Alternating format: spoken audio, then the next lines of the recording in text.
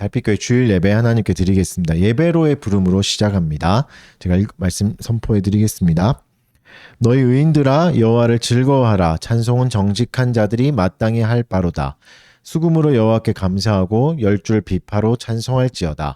새 노래로 그를 노래하며 즐거운 소리로 아름답게 연주할지어다. 아멘. 우리 다 같이 자리에서 일어나셔서 시편 찬송 267장 시편 124편 찬양하겠습니다.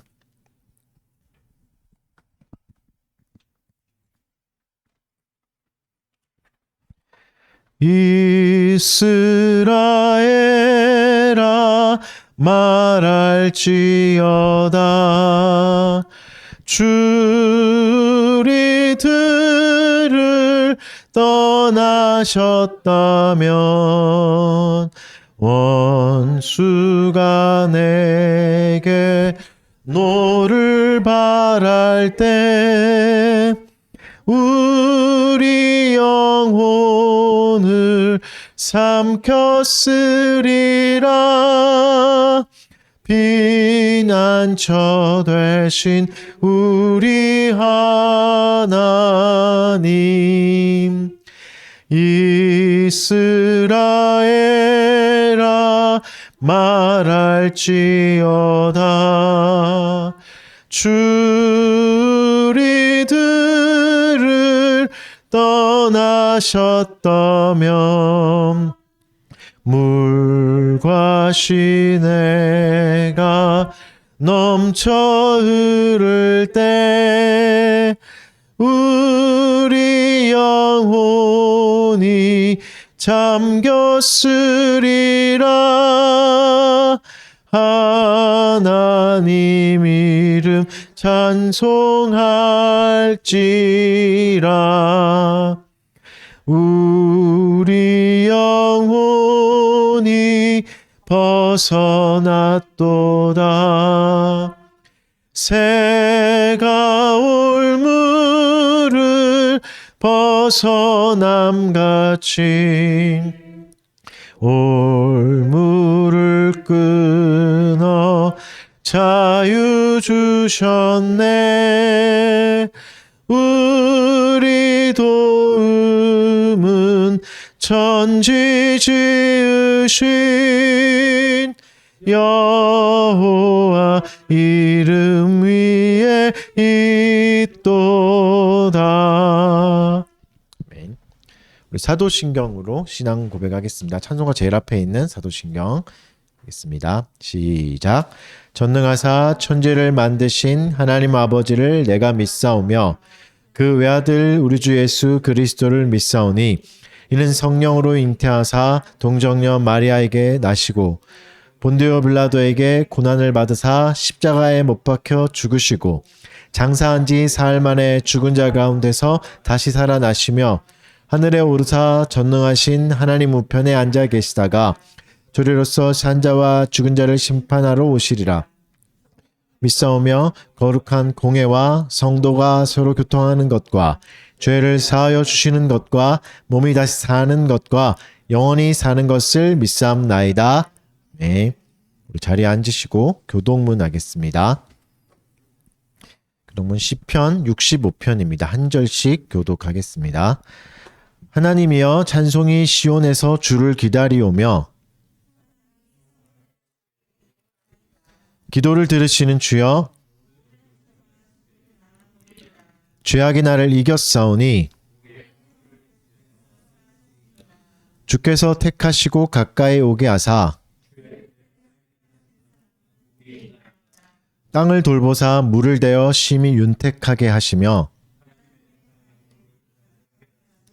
이같이 땅을 예비하신 후에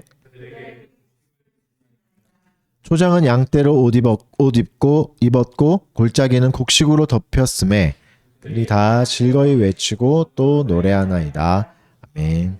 이 시간에는 우리 주의 공적인 고백하는 시간입니다. 주님 앞에 범죄할 수 없을 수밖에 없는 존재임을 고백하시고 또 일주일간 또 알게 모르게 주님들 있다면 회개하는 시간, 소리 넣으셔도 좋고 또 마음으로 기도하는 시간 한 1분 정도 갖도록 하겠습니다.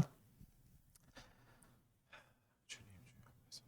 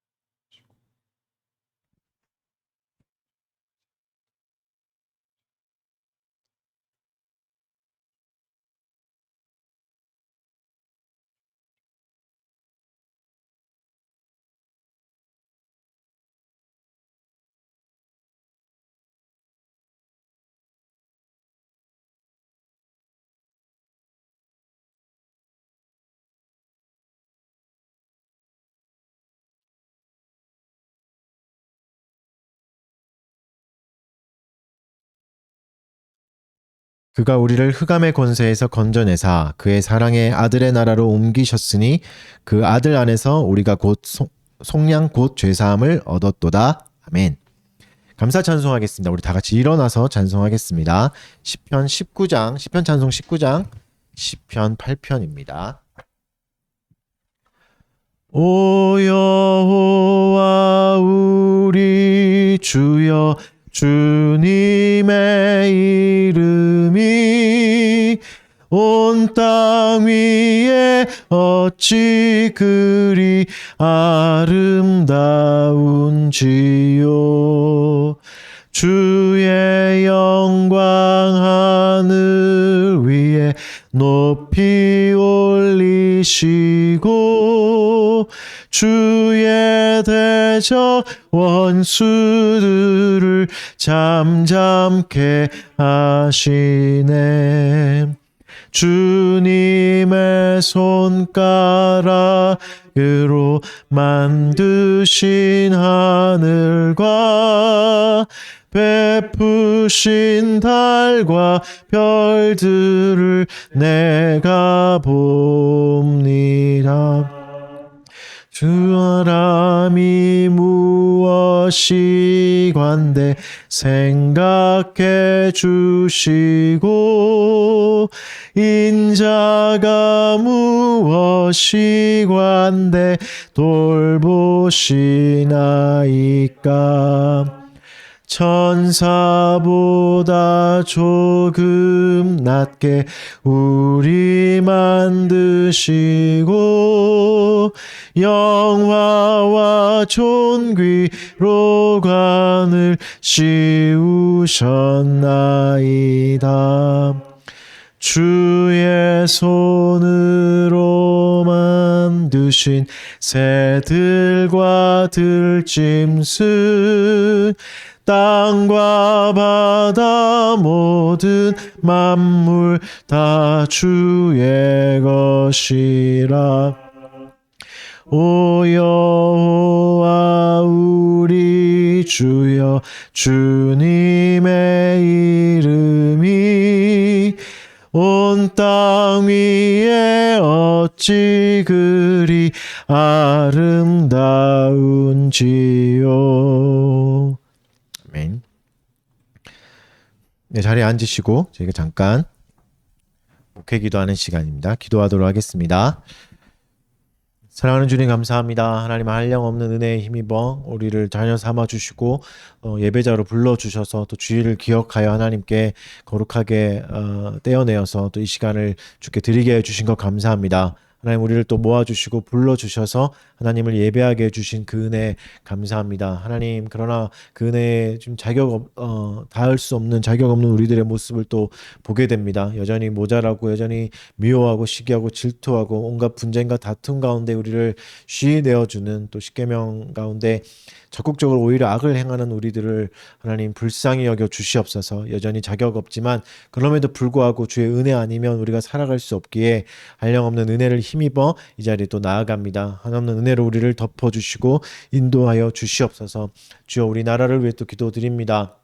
하나님 또 대통령 선거를 앞두고 있습니다. 주님이 또 예비하신 위정자가 잘 서게 하여 주시옵고 어떤 사람이 서든 하나님 이 나라가 잘 통합되게 하시고 하나가 되게 하여 주시고 하나님 어려운 마음들 잘 이겨내고 하나님 또 이 어려운 시기를 잘 이겨내는 나라가 되게 하여 주시고 또 연약한 자 가난한 자 또 고통당하는 자들에게 눈물을 닦아줄 수 있는 귀한 나라가 되도록 이끌어주시고 인도하여 주시옵소서. 주님 또 러시아와 우크라이나의 전쟁 가운데 많은 백성들이 괴로워하고 있고 많은 사람들이 고통당하고 있습니다. 특히 전쟁터에 있는 여자와 노인과 아이들 하나님 지켜보아여 주시옵소서. 그들의 탄식과 눈물을 하나님 기억하여 주셔서 보호하여 주시옵고 불꽃 같은 눈동자로 지켜보아여 주셔서 상하지 않게 해주시고 하나님 더욱더 위로가 넘치는 은혜의 시간을 경험할 수 있도록 도와주시고 또 온 나라들이 온 세계의 열방들이 이 전쟁에 무관하지 않고 무관심하지 않게 하여 주시고 하나님 속히 전쟁이 끝날 수 있도록 애쓰고 힘쓸 수 있게 주여 은혜 내려주시고 도와주시옵소서. 특별히 주의 몸된 교회를 또 위해서 기도드립니다. 달빛교회가 하나님 주의 그리스도의 통치가 잘 이루어지는 교회가 될 수 있도록 모든 교우들이 한 사람 한 사람 힘쓰게 하여 주시옵고, 좀 그리스도의 다스림이 아름답게 일어나서 모두가 교회를 기뻐하고 즐거워하여 또 머리 대신 예수님을 바라볼 수 있는 귀한 교회 되도록 도와주시옵소서. 속한 교우들 한 사람 한 사람 기억하여 주시옵소서. 또 이민을 앞두고 있는 지체들이 있습니다. 오랜만에 정말 반가운 얼굴을 맞대고 대면하게 되었습니다. 하나님, 우리가 이들을 가는 길을 축복하여 주시고 어디 있던지 간에 동일한 은혜가 임하게 하여 주시옵고, 이들을 향한 관심들 끄지 않게 하여 주시고, 물심양면으로 서로를 도울 수 있는 귀한 그리스도 안에서 귀한 관계가 맺어지도록 도와주시옵소서. 또 홀로 격리하고 있는 지체들도 있습니다. 외로운 시간들 잘 이겨내게 하여 주시옵고, 어려운 때에 하나님이 더욱더 큰 은혜로 함께 하여 주셔서 주님 위로가 더욱더 넘치도록 도와주시옵소서. 또 한 주간 수고로 일하고 또 많은 피곤과 어려움 가지고 온 지체들도 있습니다. 위로하여 주시옵고 샘과 능력 더하여 주셔서 넉넉히 이기고 잘 감당할 수 있도록 하나님 도와주시옵소서. 또 이 시간에 주님이 주시는 위로가 임하게 하여 주시고 샘과 능력 받게 하여 주셔서 또 내일부터 시작될 하루 가운데, 한 주 가운데 주님이 주시는 능력으로 잘 버티고 이겨나갈 수 있도록 도와주시옵소서. 새 학기를 시작한 지체들도 있습니다. 공부하는 가운데 있사오니 학업에 지혜를 더하여 주시고 이 어려운 시기에 또 공부 잘하게 하여 주셔서 또 하나님 주신 시간들 잘 활용하게 하여 주셔서 하나님 또 애쓰고 힘써서 또 주님께 영광되는 학업이 되도록 은혜 내려주시고 이끌어가 주시옵소서. 사랑하는 주님, 오늘도 주님 앞에 서서 주의 말씀을 듣습니다. 주의 말씀으로 우리를 채워주시옵고 하나님이 우리에게 지금 말씀하시는 그 말씀에 귀 기울이게 하여 주셔서 이 말씀으로 또 우리가 한 주를 살게 하여 주시고 또 이웃을 사랑하는데 이 말씀 잘 사용할 수 있도록 도와주시옵소서. 감사드리며 예수님 이름으로 기도드립니다. 아멘. 말씀 보겠습니다. 말씀은 시편 8편이고요. 주보에 제가 잘못 썼는데 제가 잘못 줬어요. 8편 1절부터 9절까지입니다. 1절부터 9절까지 다 보도록 하겠습니다.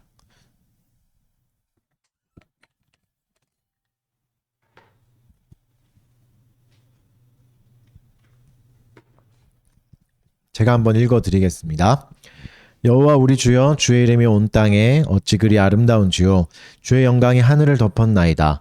주의 대적으로 말미암아 어린아이들과 젖먹이들의 입으로 권능을 세우시며 이는 원수들과 보복자들을 잠잠하게 하려 하심이니이다.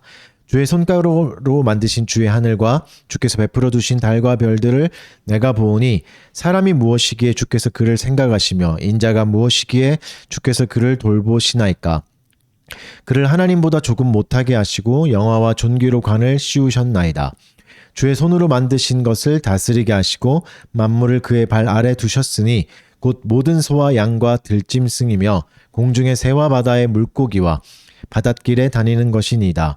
여호와 우리 주여, 주의 이름이 온 땅에 어찌 그리 아름다운지요. 아멘. 네, 오늘은 시편 8편 보겠습니다. 하나님이 맡기신 아름다움이란 제목 가지고 말씀 전하도록 하겠습니다. 우리가 다 이제 공부했던 웨스트민스터 소유리 문답에 이제 주된 가르침, 사실 외민 소유리 못 들어본 사람도 다 알고 있는 인간의 주된 목적 하면 뭐죠? 하나님을 즐거워하고 영화롭게 하는 것이죠. 영화롭게 하고 그분을 영원토록 즐거워하는 것이잖아요. 네, 누구나 다 알고 있지만 사실 쉽게 와닿진 않죠. 실제가 되지 않는 이유 중에 하나가 말 그대로 너무 거대하기 때문입니다. 우리의 지성으로 다 쫓아갈 수 없을 만큼 엄청난 넓은 범위이기 때문에 너무 클 때는 가늠할 수가 없는 거죠. 너무 큰 거는 가늠할 수 없잖아요. 그래서 아무 감흥 없이 다가오기도 합니다. 하지만 이제 하나님이 우리의 지성의 한계 안에 들어오셔서 우리 지성의 한계 안에서 자신을 설명해 주시고 이 영광이 무엇인가, 하나님을 즐거워하는 게 무엇인가 설명해 주시죠. 성경을 통해서 설명해 주시지 않습니까? 그래서 성경에서 하나님이 우리를 알려주시는데 특히 이제 즐거워하는 것이 무언가, 하나님을 즐거워하는 것이 무엇인가, 하나님께 영광 돌리는 게 무엇인가 성경을 통해 알려주십니다. 특히 오늘 살펴볼 시편 8편은 이 주제에 더 특화되어 있습니다. 하나님을 즐거워하고 영화롭게 하는 게 이해되지 않는 우리들에게 좋은 모범이 되는 거죠. 이렇게 하는 것입니다. 라고 마치 보여주는 것처럼 그런 시편입니다. 그래서 시편 8편은 한마디로 말하면 원래 사람의 목적대로 살아가는 모습을 보여줍니다. 그러니까 시편 8편에 나오는 시인은, 이 사람은 어떤 사람이냐면 신의 노예가 아닙니다. 노예가 돼서 이리저리 이끌려서 막 눈치 보고 신을 막 달래야 되고 이렇게 겁먹어 있는 그런 모습도 아닙니다. 그리고 또 반대로 자신의 이익을 위해서 신을 이리저리 이용하는 그런 모습도 아닙니다. 그저 그 자리에서, 하나님 보내신 자리에서 시인은 하나님의 피조물이라면 응당해야 될 일을 그냥 자연스럽게 하고 있습니다. 그저 서 있는 자리에서 하나님을, 신을 기뻐하고 즐거워하고 있습니다. 낮을 보내기도 하고 밤을 보내기도 하면서 하나님의 아름다움에 감탄하면서 노래를 부르고 있습니다. 이것은 우리 인생과 동떨어진 게 아닙니다. 어려운 게 아니에요. 왜냐하면 아름다운 것을 보고 감탄하는 것은 인간 본성에 굉장히 가까운 일이죠. 이 일은 그래서 어렵지 않습니다. 누구나 할 수 있는 일이잖아요. 지금도 우리가 하고 있는 일이고 자연스럽게 우리에게서 흘러나오는 일입니다. 그러니까 하나님이 요구하시는 일이 무리한 게 아니라는 거죠. 어려운 게 아니라는 거죠. 엄청 애써야 되고 힘 써야 되는 뭐 그 정도, 물론 노력은 해야 되겠지만 나의 본성과 너무 먼 거를 요구하시는 게 아닌 거죠. 그래서 시편 8편은 하나님께 영광을 돌리기 위해서 무엇을 해야 될지를 먼저 알려줍니다. 먼저 해야 될 거, 하나님께 영광을 돌리기 위해서 먼저 해야 될 것은 묵상입니다. 특히 이제 웨스트민스터 대요리 문답에서 시편 8편을 그 근거 구절로 쓰기도 하거든요. 근거 구절로 쓸 때 이제 어떤 때 쓰냐면 묵상에 관해서 얘기할 때 시편 8편을 가져와서 씁니다. 그러니까 어떻게 두 가지를 얘기해요. 첫 번째는 뭐냐면 하나님의 일하심을 묵상하라. 이거예요. 그때 시편 8편을 가져옵니다. 근거 구절로. 그리고 하나님이 자신을 알리시는 일에 사용하시는 것들. 어렵나요? 하나님이 자신을 알리시는 일에 사용하는 것들을 묵상하는 것. 두 가지를 묵상할 때 시편 8편을 가지고 와서 묵상합니다. 그래서 우리가 할 일은, 시편 8편을 통해서 살펴볼 일은 하나님이 무슨 일을 하셨는가를 살펴보고, 또 하나님이 자기를 알리기 위해서 뭘 사용했는가, 무엇을 사용했는가를 알게 되면 뭘 알게 된다는 거죠? 하나님이 누구신지 알게 되고, 그리고 하나님이 지으신 사람도 알게 됩니다. 우리에 대해서도 알게 되는 거죠. 그래서 오늘은 시편 8편을 통해서 두 가지를 살펴볼 겁니다. 하나님이 누구신가? 사람은 누구인가? 사람은 무엇인가를 살펴보게 하겠습니다. 먼저 이제 하나님은 어떻게 일하시는가를 보면, 하나님은 결론부터 말하면 아름답게 일하시죠. 아름답다라고 말하시죠. 아름다움은 무엇입니까?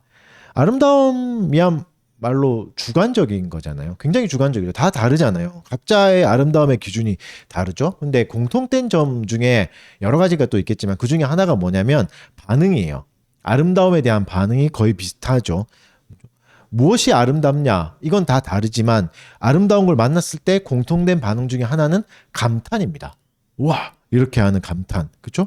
그러니까 반대로 말하면 뭐죠? 우리는 아름다운 것에 냉담할 수 없습니다. 아름다운 것에 냉혹할 수 없어요. 그러니까 아이를 아주 좋아하는 사람은 아기가 아름답죠. 엄마 품에 있는 아기가 너무 아름답죠. 근데 아기를 싫어하는 사람은 저는 아닙니다. 오해하지 마십시오. 또 그런 거 있잖아요. 여러분의 뭐 부모님이나 아버지가 절대 우리 집엔 고양이 안 돼, 개 안 돼 이렇게 하다가 막 가지고 오면 막 아들 딸을 다 버리고 막 얘만 막 나의 자녀인 것처럼 막 이렇게 셀카 찍고 이렇게 하시잖아요. 이게 뭐죠? 아름다움이죠. 아름다움을 발견한 순간 그 고양이와 강아지에게 냉담할 수 없죠. 그러니까 아름다움에 우리는 냉혹하게 대할 수 없습니다. 아름다움이 가지고 있는 힘은 이겁니다. 우리 안에 있는 긴장과 미움을 해체시킵니다. 편안한 마음을 가지게 하고 받아들이게 하고 내 안에 숨어 있는 것도 꺼낼 수 있게 하는 거죠. 그렇죠? 그 무뚝뚝했던 아빠가 고양이 들고 막 이렇게 하는 저희 아빠를 얘기하는 거 아닙니다. 아무튼 하나님은 이런 모습으로 다가오는 겁니다.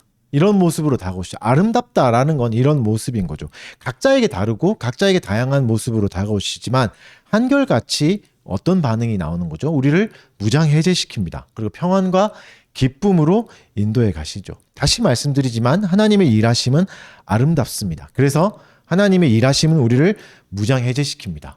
그리고 기쁨과 평안을 선물해 주십니다. 오늘 본문은 이것을 이야기하는데 특히 어떤 걸 통해 보여주냐면 자연을 통해 보여줍니다. 오늘 본문에서 뭐라고 얘기하죠? 하나님의 이름을 자연 가득 뿌려 놓았다라고 표현하고 있어요. 자연 가득하게 하나님의 이름이 있다. 그러니까 하나님이 이 이름이라는 수단을 통해서 자신을 알려주시죠. 하나님의 이름이 온 땅에 가득하고 사람이 닿을 수 없는 하늘에도 가득합니다. 이렇게 이제 이야기하고 있죠. 이름은 뭐죠? 이름은 또 사람이 가지고 있는 특성이죠. 사람은 다 이름이 있고 또 이름 붙이는 걸 좋아하잖아요. 강아지에게도 이름을 붙이고 뭐 사물에게도 이름을 붙이잖아요. 맞죠?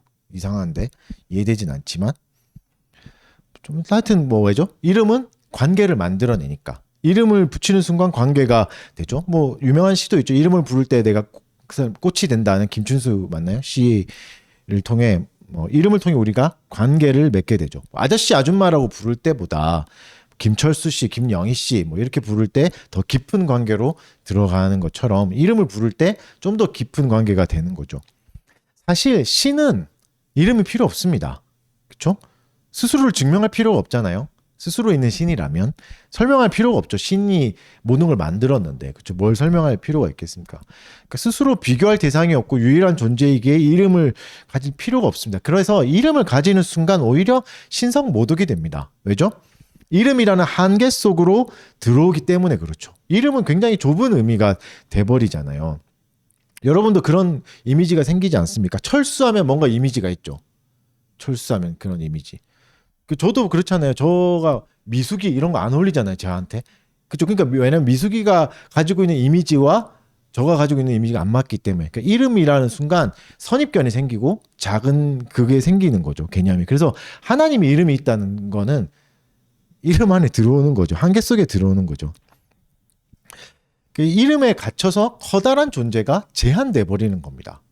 그러니까 원래의 신 그대로의 모습을 얘기할 수가 없는 거죠. 왜곡돼 버리는 거죠. 이름을 갖는 순간. 그럼에도 불구하고 하나님이 우리에게 자신을 알려주시기 위해서 계시하기 위해서 이름을 가지신 거죠. 물론 하나의 이름으로 안 돼서 성경에 보면 여러 가지 이름이 나오죠. 여호와 라파도 나오고 뭐 여러 가지 다양하게 나오잖아요. 다양한 이름을 알려주시는 겁니다. 또 이름 이야기가 나왔으니까 이름의 시작을 또 한번 생각해 보면 이름은 하나님의 일하심과 창조와 연결되어 있습니다. 이름의 처음 시작이 뭐죠? 창세기 2장 19절이에요. 제가 읽어드릴게요.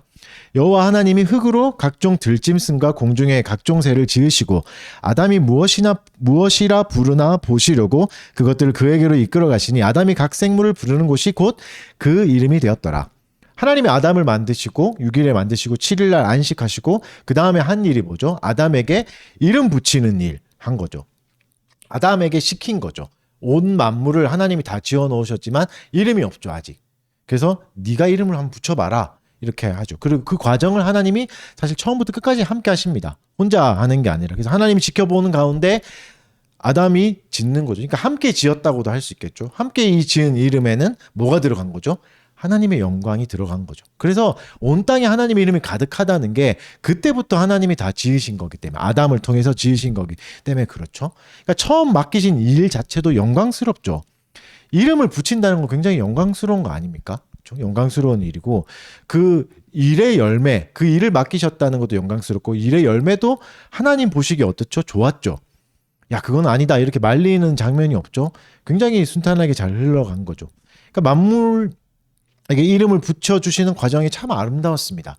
한 번 잘 생각해 보면 하나님께서 다 만드신 거잖아요. 하나님 거잖아요.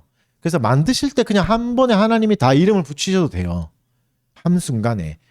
그렇죠? 아담이 하면 번거롭잖아요. 시간이 걸리잖아요. 하나씩 다 봐야 되고 살펴봐야 되고 머리도 써야 되고 이렇게 하는데 시간이 걸리는데 굳이 이 일을 자신의 피조물과 나누시죠. 엄청 오래 걸릴 거고 때론 불안하잖아요. 여러분 하나님의 지성을 가지고 여러분 생각해보세요. 여러분이 유치원생에게 내 이름 좀 지어줘. 이건 불안하죠. 뭐라고 짓겠습니까? 여러분이 뭐 똥개 아니면 바보 이런 걸로 그렇죠. 그러니까 근데 하나님이 아담에게 이걸 맡겨주신다는 건 엄청난 일이죠. 엄청난 신뢰죠. 그리고 그걸 다 수용해 주십니다.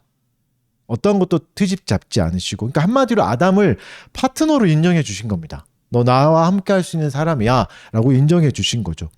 하나님이 가장 위대한 존재지만 그렇지 못한 위대하지 못한 존재와 함께 하시기를 기뻐하신 거죠. 이름에는 이런 유래가 있는 거죠. 그러니까 하나님의 일은 대단합니다. 놀랍습니다. 근데 더 대단한 이유가 뭐냐면 대단하지 않은 사람을 통해서 대단한 일을 이루기 때문에 더 놀라운 겁니다. 이런 방식 때문에 하나님의 탁월하심이 훨씬 더 잘 드러납니다. 그 탁월성은 2절에 더 이어지는데 2절을 볼까요? 이제 아담을 파트너로 정하셨잖아요. 만물의 이름을 주셨던 하나님 이제는 다른 파트너를 정합니다. 2절에서는 누구를 정하죠? 어린아이들과 젖먹이들을 파트너로 정하십니다. 왜 그러실까요? 왜 어린아이들과 젖먹이를 정하셨을까요? 어린이집이나 유치원 하려고 그런 건 아니겠죠? 2절은 뭐라고 말씀하십니까? 2절을 같이 한번 읽어볼까요? 시편 8편 2절 시작.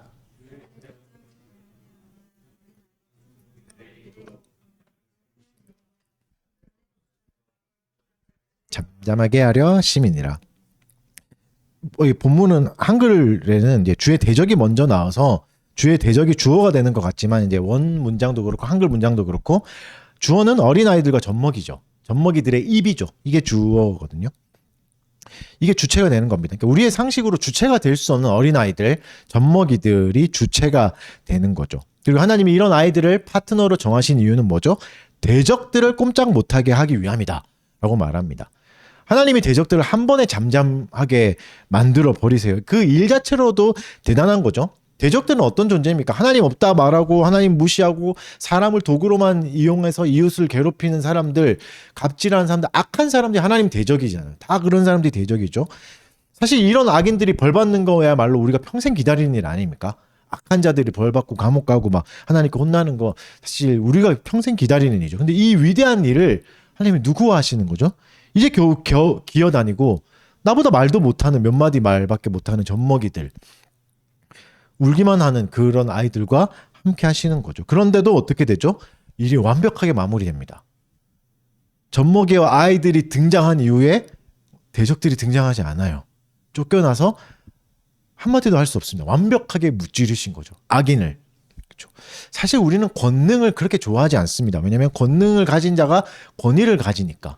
권위에 대해서 좀 싫어하는 부분이 있죠. 특히 이제 한국의 역사의 특성상 권위주의가 너무 심해서 그런지 우리는 좀 권위에 대해서 싫어하는 면이 있죠. 왜죠? 왜 싫어하죠? 권위를 가진 사람이 자기만을 위해서 사용하잖아요.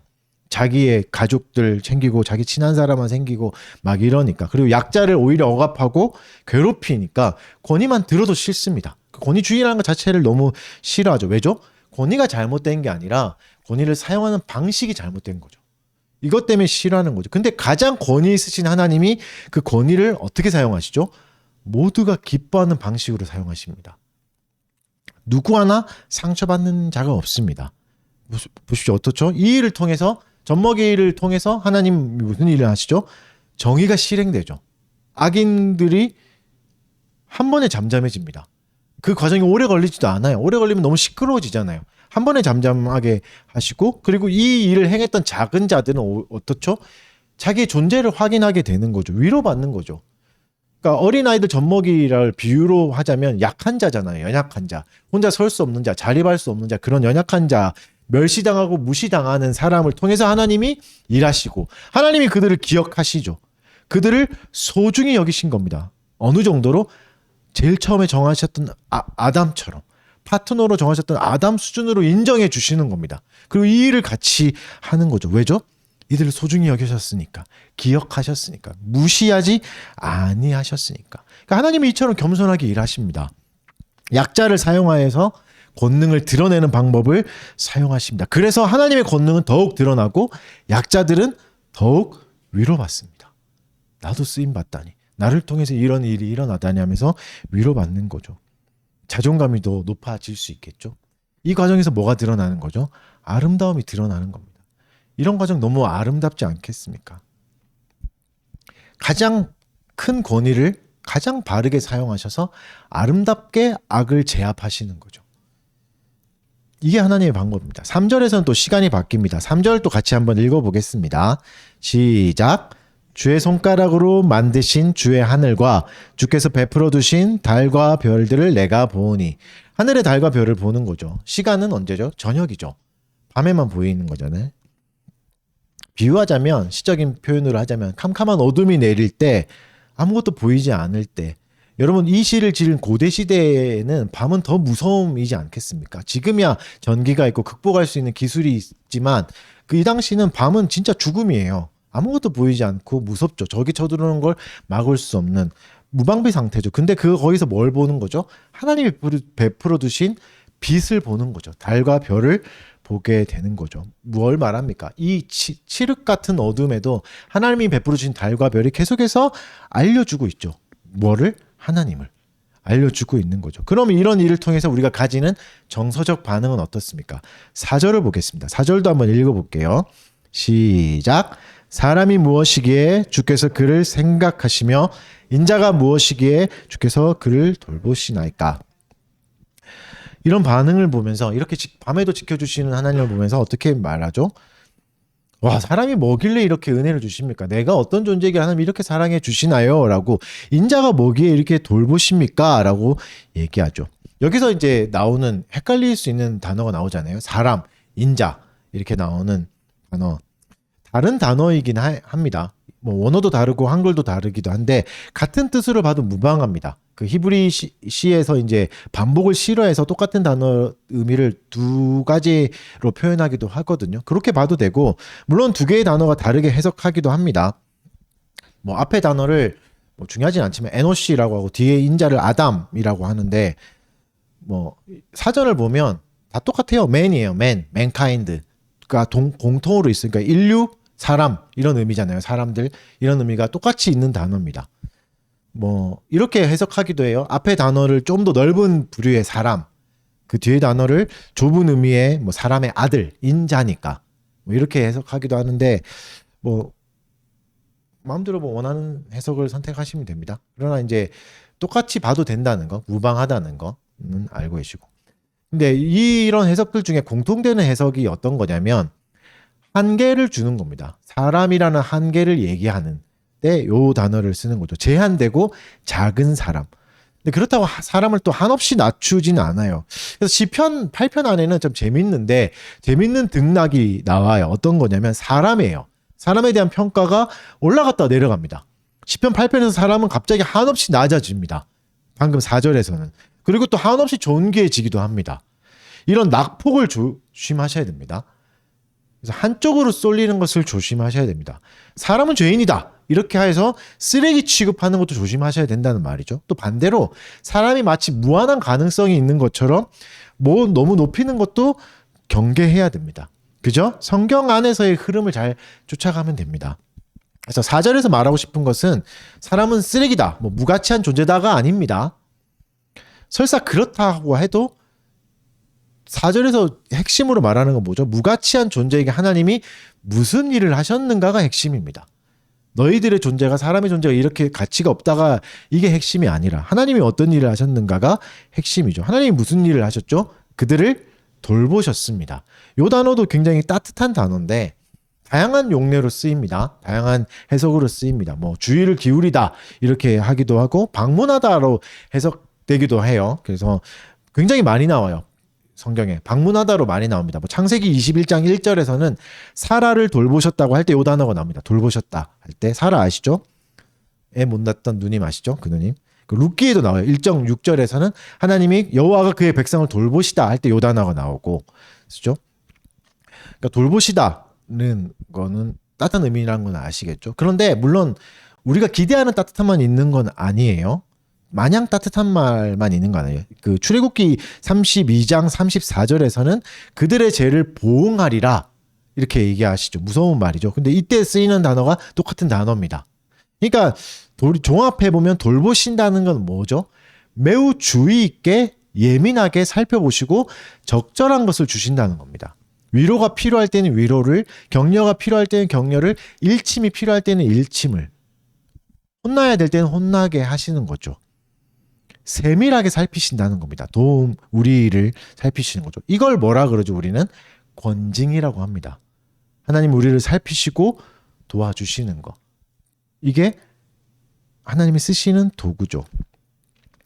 여러분 우리가 아무리 무가치하더라도 하나님이 이렇게 케어해 주시면 가치가 생깁니다. 가치가 생기죠. 그렇지 않습니까? 여러분 뭐 머리를 생각해 보면 헤어 뭐 이렇게 너 머리 어디서 했니 이렇게 할 때 동네 수미용실에서 했어 뭐 이런 거랑 청담동에 그분 뭐 제가 스타일리스트 잘 몰라가지고 청담동 거기 그 텔레비 나오시는 분하고 됐어 이거 다르잖아요. 그쵸? 그러니까 누가 케어해 주는가에 따라 나의 가치가 달라져요. 어머 너 청담동 갔다 왔구나 막 죄송합니다 자꾸 물질 만능주의적인 발언.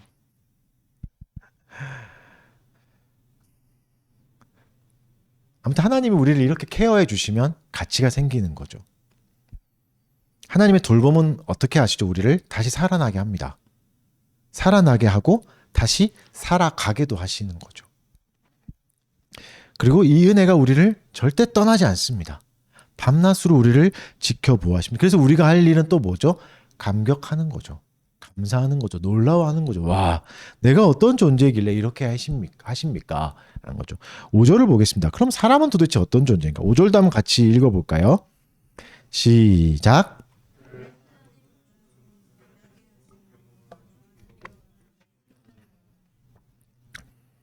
하나님보다 조금 못하게 하셨다라고 말합니다. 이 부분을 이제 히브리서 2장 6절에서 8절이 인용합니다.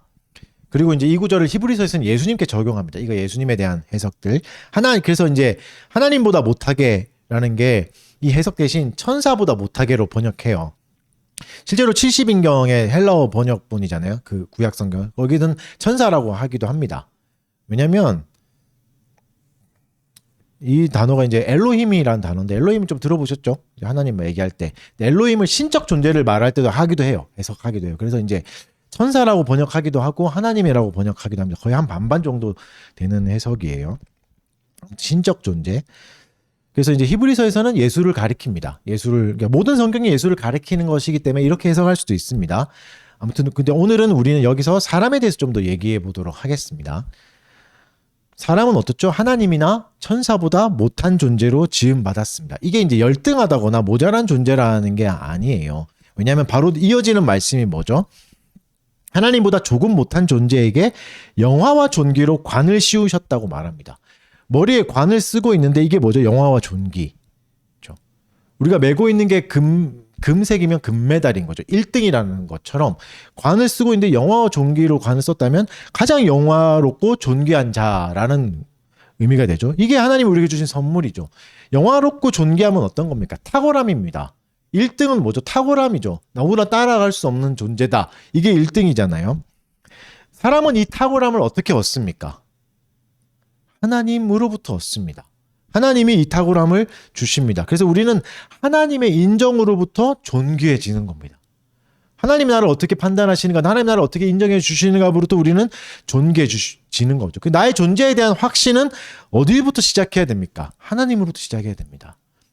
물론 나는 괜찮아, 나는 예쁜 존재, 나는 뷰티풀 걸 뭐 이렇게 노래 부르면서 막 해도 되긴 하지만 아침에 일어나서 거울을 보는 순간 사기였구나를 알게 될 겁니다, 여러분. 웃길 줄 알았는데 안 웃겨가지고. 그래서 우리가 확인해야 될 게 뭐죠? 그가 주신 영화와 존귀의 관부터 확인하고 들어가야 우리의 존재를 스스로 존귀하게 여길 수 있습니다. 하나님이 나에게 무엇을 주셨는가를 확인하는 순간 난 진짜 귀한 존재이구나가 되는 거고, 이게 나의 밖에 있을 때 더 확실해집니다. 근거가 밖에 있을 때, 하나님께 있을 때. 정리해 봅시다. 사람은 어떤 존재입니까? 비참하고 쓰레기 같은 존재입니까? 아니면 영화롭고 아름다운 존재입니까? 둘 다입니다. 시편 8편에서는 둘 다를 얘기하고 있습니다. 다만 비교 대상을 조심하셔야 됩니다. 사람은 비참하고 쓰레기 같은 존재입니다. 언제요? 비교 대상이 누구일 때? 하나님일 때요. 하나님 앞에 설 때 쓰레기 같은 존재고 죄악을 보게 될 겁니다. 그런데 악인과 비교할 때는 어떻죠? 어린아이와 젖먹이도 귀합니다. 악인과 사람을 비교할 때는 어린아이와 젖먹이도 영화롭고 존귀합니다. 이 관점을 잊지 마십시오. 스스로를 그래서 다른 사람과 비교해서 비참하게 여기지 마십시오. 당신은 존귀하고 영화의 관을 쓴 존재입니다. 그리고 하나님 앞에서 스스로 자신 있다 말하지 마십시오. 하나님 앞에서 우리는 한없는 은혜가 필요한 존재일 뿐입니다. 이게 바뀌어서는 안 됩니다. 사람 앞에서는 주눅 들고 하나님 앞에서는 죄를 지으면서도 뻔뻔하게 살아가는 게 오히려 이상한 겁니다. 반대가 돼야 됩니다. 근데 더 중요한 게 있습니다. 하나님 앞에서 우리는 한없이 죄악에 물든 존재일 뿐이고 적극적으로 악을 행하는 존재일 뿐이죠. 그런데 하나님은 우리를 어떻게 대하십니까? 영화와 존귀로 관을 씌워 주십니다. 그렇죠? 하나님 앞에서 우리는 진짜 존재의 비참함을 보는데 하나님은 그렇게 여기지 않으시는 거죠. 존귀와 영화에 관을 주시는 거죠. 근데 여러분 이게 그냥 허울뿐인 뭐 그냥 명함 하나 파주시거나 너 대표해라 뭐 너 사장해라 너가 대리해 뭐 너 이사해 이런 이상한 직책 하나 파주시는 가짜 영화로움이 아닙니다. 가짜 명함이 아니에요. 실제로 이 관을 쓰고 있는 인간에게 그래서 하나님이 실제적인 일을 맡기십니다. 그래서 더 놀랍고 아름답습니다. 6절부터 8절은 이걸 이야기하고 있습니다. 굉장히 많은 부분을 할애해서 이게 얼마나 영화롭고 존귀한 건지를 얘기하고 있죠. 왜냐하면 어떤 일을 맡았냐에 따라서 그 사람의 존재가 달라지지 않습니까? 그렇죠? 저희 꿈 중에 하나가 제 개인적인 얘기를 해서 죄송한 저희 꿈 중에 하나가 저는 통장 되는 게 꿈이거든요. 통장을 대서 막 우리 동네를 누비고 다니면서 쓰레기 봉투 막 주고 막 이거 왜냐면 그거 너무 멋있어 보이더라고요. 통장이 막 이게 얼음 눈 올 때 막 이거 그거 있잖아요. 염화칼슘을 혼자 가질 수 있거든요. 이걸 막 뿌릴 수 있는 그 통장이 좋은데 통장하고 반장, 뭐 동장 맡은 동네의 수준이 다르죠. 대통령 통장 비교할 수 없죠. 왜냐면 맡은 영역들이 다르니까. 그래서 얼마나 존귀해지냐는 뭘 맡고 있냐에 따라서 다릅니다. 하나님이 우리에게 뭘 맡겨주시냐를 보면 우리가 얼마나 존귀한 존재인지 알게 됩니다. 우리 6절부터 8절을 다 같이 읽어봅시다. 3절을 읽겠습니다. 시작. 주의 손으로 만드신 것을 다스리게 하시고 만물을 그의 발 아래 두셨으니 곧 모든 소와 양과 들짐승이며 공중의 새와 바다의 물고기와 바닷길에 다니는 것이니이다. 아멘. 뭐라 말씀하시죠? 주님의 손으로 만드신 것을 다 맡기셨다고 말합니다. 세상 모든 만물이죠. 여러분 귀중품은 아무에게나 맡기지 않습니다. 여러분이 가장 비싼 뭐 노트북이나 귀중품들을 길 가다가 처음 만난 사람한테 맡기지 않잖아요. 귀한 것은 귀한 사람에게 맡깁니다. 신뢰할 수 있는 사람에게 맡기고 좋은 사람에게 맡기죠. 하나님이 우리를 귀하게 여겨주신 겁니다. 하나님이 만드신 작품을 우리에게 맡겨주셨다는 것은 우리를 존귀하게 여겨주신 거죠. 주의 손으로 만드신 것도 뭡니까? 모든 소, 양, 들짐승이고 공중의 새, 바다의 물고기, 바닷길에 다니는 것이죠. 이것을 잘 보면 우리에게서 가까이부터 쭉 이렇게 멀어집니다. 먼저 소, 양, 들짐승은 일상생활에 가까운 것들이죠. 가축이라고 부르는 것들이잖아요. 소와 양을 키우고 들짐승을 사냥해서 사람들은 일상을 꾸려나가죠. 이것을 통해서 풍족한 삶을 누리기도 하고 풍성하게 살기도 하는 거죠. 그러니까 이거는 일상생활이라는 한계 안에 있는 것들입니다. 이걸 맡겨주셨다. 일상생활을 맡겨주셨다는 거죠. 잘 먹고 잘 살수록 하나님이 맡겨주신 거죠. 근데 8절은 그 일상을 벗어나기 시작합니다. 일상을 벗어난 거 뭐죠? 공중의 새. 지금도 그렇지만 공중의 새를 잡기는 쉽지 않죠. 그리고 바다의 물고기, 바닷길에 다니는 것들. 지금도 그렇지만 특히 이제 고대 사람들은 하늘을 두려워했죠. 무서워했죠. 먹구름이 끼거나 막 월식, 일식이 일어나면 신이 노했느니 막 이렇게 두려워했잖아요. 왜냐하면 닿을 수 없는 곳이니까. 자유롭게 내 능력으로 갈 수 없는 것이니까. 그래서 날아다니는 새들을 동경하기도 했고 신의 뭐 메신저다 이렇게 생각하기도 했었잖아요. 그리고 바다 또한 미지의 세계였습니다. 바다만큼 두려움이 많았던 곳이 없었죠. 그죠? 오죽하면 어떻게 생각했죠, 사람들이? 바다로 계속 가면 떨어져 죽을 거야. 이렇게 생각했죠. 낭떠러지 떨어져 죽을 거야. 바다를 굉장히 무서워했습니다. 특히 이제 바다에 다니는 것들, 바다에 깊숙이 사는 생물들은 지금도 다 파악이 안 되잖아요. 우리의 지금의 기술로도. 그죠? 이런 미지의 세계에 있는 것들 두렵지 않습니까? 한 번도 만나보지 못한 것들, 한계를 넘어 있는 것들, 이것도 하나님이 맡겨주셨다는 거죠. 그러니까 인간의 다스림의 범위는 뭐죠? 인간의 한계를 훌쩍 뛰어넘습니다. 일상을 벗어나는 거죠. 이 무슨 말입니까? 무슨 의미입니까? 한계를 벗어나는 것 안에 우리는 어떤 걸 가집니까? 경외심을 가지기도 해요. 종교가 없는 사람이 하늘을 보면서 엄청나게 넓은 바다를 보면서 경외심을 느끼기도 해요. 와, 내가 진짜 작은 존재구나. 엄청나구나. 아름답구나. 이렇게 느끼게 되죠. 근데 하나님 뭐라고 말씀하시죠? 아, 그것도 네가 관리해야 되는 거야 라고 말씀하시는 거죠. 무슨 말이죠? 인간이 네가 더 존귀해. 라고 말씀해 주시는 겁니다. 네가 더 귀해 라고 말씀해 주시는 겁니다. 저 놀라운 바다보다 무섭게 보이는 하늘보다 네가 더 귀해 라고 말씀해 주시는 겁니다. 그리고 이것을 흔쾌히 베풀어 주시는 거죠. 하나님이 베풀어 주신 것을 하나님이 주신 존귀와 영화로 관을 씌우신 인간이 다스립니다. 그러니까 어떻죠? 이것을 바르게 다스릴 때 하나님 주신 존귀와 영화가 흘러가는 겁니다. 이게 하나님이 우리에게 선물해 주신 아름다운 선순환의 아름다움입니다. 바르게 다스릴 때 하나님이 보여주신 권위를 쓰는 방법을 보여주셨잖아요. 약자를 통해서 약자를 멸시하지 않고 아름답게 일하는 방법을 사용할 때 이 아름다움이 흘러가는 거죠. 여러분, 하나님이 우리를 존귀하게 대해 주셨다는 것은 그렇구나, 나 좋은 존재구나, 앞으로 나한테 함부로 그러지 마 해서 끝나면 안 됩니다. 무슨 말이죠? 하나님이 나를 존귀하게 대해 주셨기 때문에 하나님이 나에게 맡겨주신 것들에 대해서도 존귀하게 여겨줘야 되는 거죠.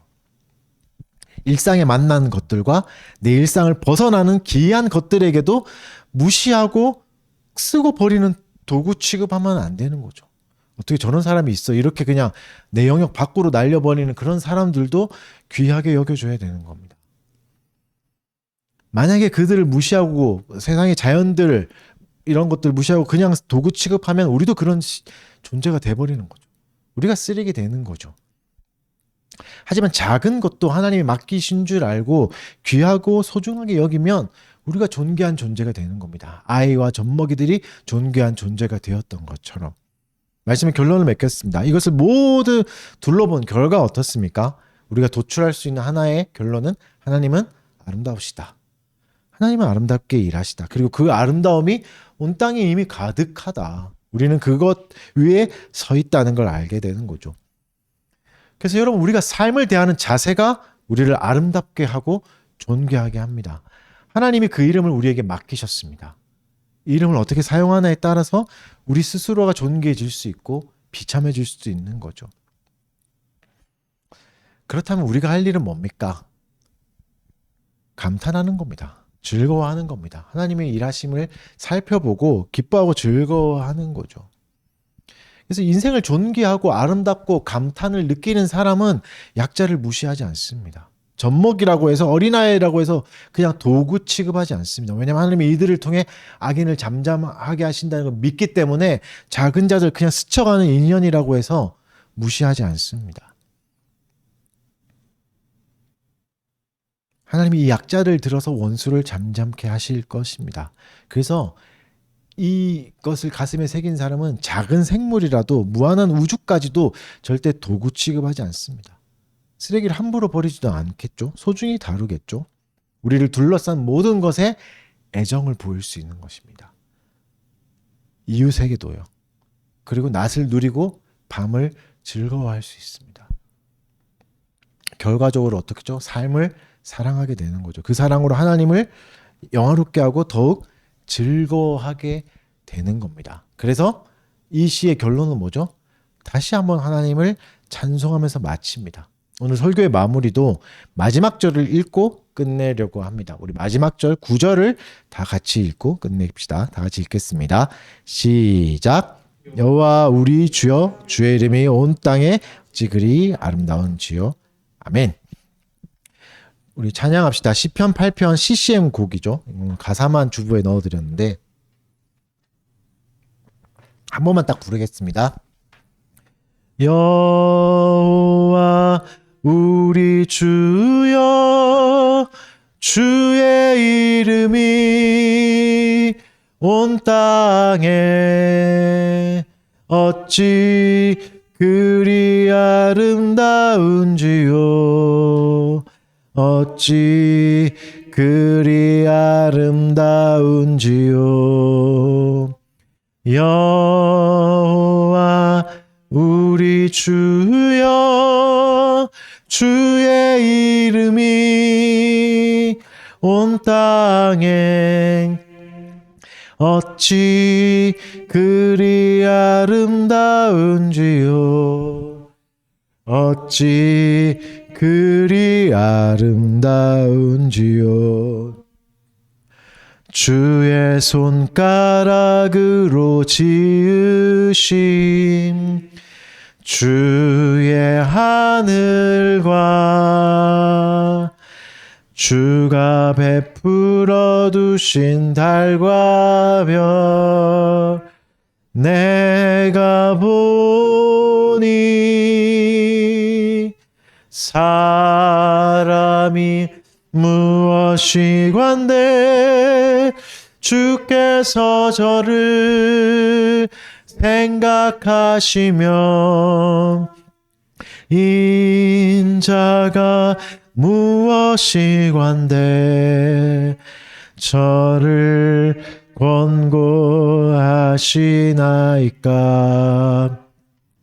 여호와 우리 주여 주의 이름이 온 땅에 어찌 그리 아름다운지요 어찌 그리 아름다운지요. 헌금을 위해 제가 잠깐 기도하겠습니다. 사랑하는 주님 감사합니다. 하나님의 아름다운 일을 우리에게 맡겨주시고 또 아름답게 한 달간 일하면서 주가 주신 분깃들 하나님 또 교회를 위해서 또 이웃을 위해서 내어놓게 하신 것 감사합니다. 하나님 또 이 물질을 위해서 고군분투했던 교우들 하나님 그 수고와 눈물들 하나님이 잘 알고 계시니 위로하여 주시고 마음 만져주시고 하나님 격려하여 주시옵소서. 또 특별히 이 물질이 잘 사용되게 하여 주셔서 약한 자의 한숨을 걷어내고 눈물을 닦아주는데 물질이 잘 사용되어서 정말 아름답게 사용돼서 하나님을 영화롭게 하는 물질 되도록 인도하여 주시옵소서. 감사드리며 예수님 이름으로 기도합니다. 강복선언으로 예배 마치도록 하겠습니다. 주 예수 그리스도의 은혜와 하나님의 사랑과 성령의 교통하심이 너희 무리와 함께 있을지어다. 아멘.